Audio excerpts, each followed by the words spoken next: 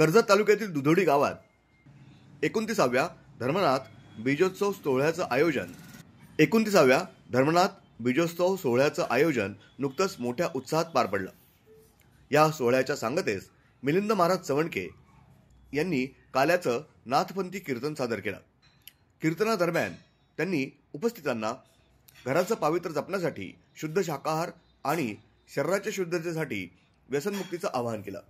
या आवाहनाला उपस्थितांनी उत्स्फूर्त प्रतिसाद देत महिलांनी शाकाहाराची शपथ घेतली, तर ग्रामस्थांनी व्यसनमुक्तीचा संकल्प जाहीर केला।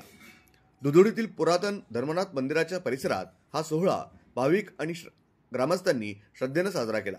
त्यामुळे या गावचे धार्मिक आणि सांस्कृतिक महत्त्व पुन्हा एकदा अधोरेखित झालं आहे।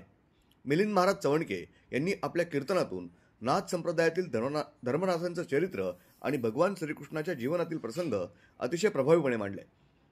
कीर्तनाच्या पहिल्या भागात त्यांनी धर्मनाथांचा जन्म, नाथपंथी दीक्षा, कठोर तपश्चर्या, विद्याभ्यास, देवदेवतांचा वरप्रसाद आणि गोरक्षनाथांनी सांगितलेले धर्मनाथ बीज साजरे करण्याचे महत्त्व तपशीलवार सांगितले। ब्युरो रिपोर्ट, न्यूज डेस्क, महानगराची लाईफलाईन, मेट्रो न्यूज।